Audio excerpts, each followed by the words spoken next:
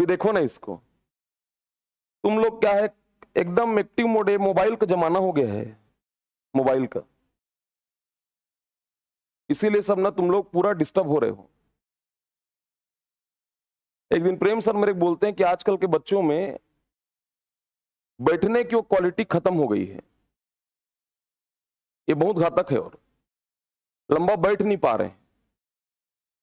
तो अपने समय को याद कर रहे थे, अपने समय को याद कर रहे थे जब ईएस के लिए गए हैदराबाद, तो मॉर्निंग 8 to 6 o'clock, 8 से 6, समझ में आ रहा है? 8 से 6 की सीटिंग ना,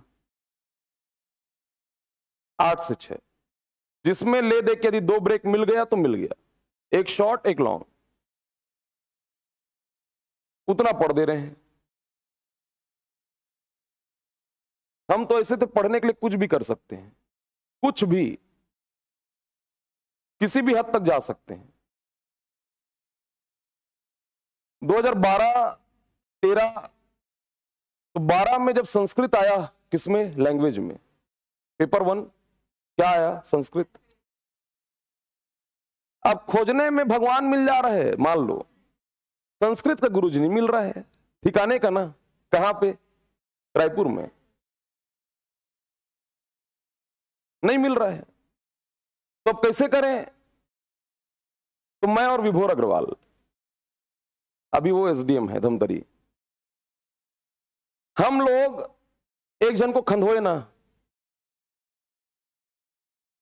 संस्कृत कॉलेज के प्रोफेसर को, और रिक्वेस्ट किए, क्योंकि अब उतना थोड़ा बहुत तो जो ऐसे स्कूल पढ़ाएंगे तो हमको भी आ रहा है, हमको डेप्थ नॉलेज चाहिए था किसमें, और जान रहे थे कि उस लेवल का जो है वो यहीं पढ़ा पाएंगे, तो ले दे करके एक जन मिले। तो इतना ज्यादा अनुशासन डिसिप्लिन है जिसका कोई ठिकाना नहीं है। कहां पे? संस्कृत कॉलेज में। अब वो 10 to 5 का जॉब कर रहे हैं, तो देखो ना, उनका भी पढ़ाने का ऐसा लगन, इतना डेडिकेशन, कि पहले तो हम लोग कई राउंड, कई चक्कर काटे हम लोग कि हमें पढ़ा दो।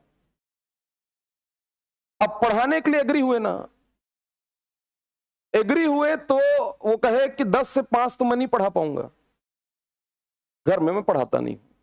कहां पे? घर। 10 से 5 मैं पढ़ा नहीं पाऊंगा, घर में मैं पढ़ाता नहीं हूं, तो कैसे करें? तो कहे 5 से 6 यहीं रुकूंगा। कहां पे? कॉलेज में। 5 से 6 आओ, और बढ़िया ब्लैक बोर्ड, चौक, उनका भी डेडिकेशन कि वो 2 जन को पढ़ाए, और हमारा भी डेडिकेशन कि हम 2 जन। समझ में आ रहा है? सीखने के लिए, पढ़ने के लिए जब तक वो उत्सुकता, एक्साइटमेंट और वो ग्राफ बढ़ना चाहिए, ना कि क्या होना चाहिए? उतरना चाहिए। किसी भी चीज का ना, चाहे वो लाइफ का हो, आपके प्रोग्रेस का हो, आपके मार्क्स का हो।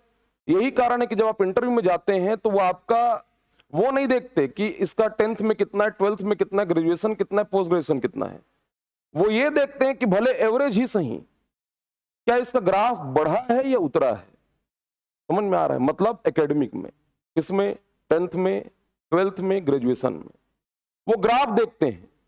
ग्राफ देखते हैं, और यदि मान लो ग्रोथ दिख रहा है, बढ़ रहा है, तो उनको समझ आ जाता है कि इसका स्तर जो है वो आगे भी इसके करियर में क्या होगा?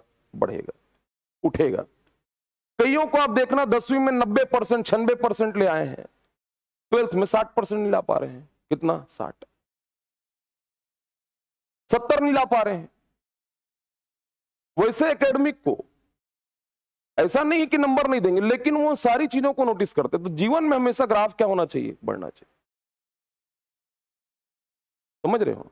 और अभी जो ये नुकसान हो रहा है ना, ये हास है, ये हास है एकेडमिक का।